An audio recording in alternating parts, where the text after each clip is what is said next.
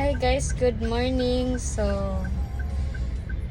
pumunta kami ngayon ng mall at magtutulog na pala. So, afternoon na. So, nandito kami ngayon sa stoplight.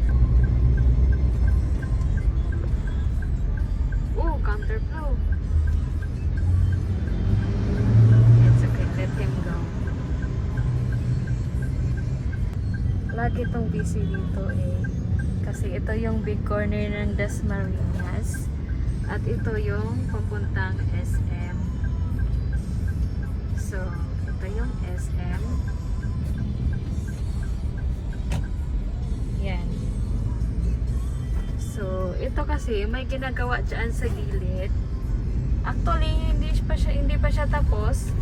Kaya sobrang traffic dito banda kasi sigit ng daanan tsaka yung galing doon sa may doon banda. I don't know ano tawag doon.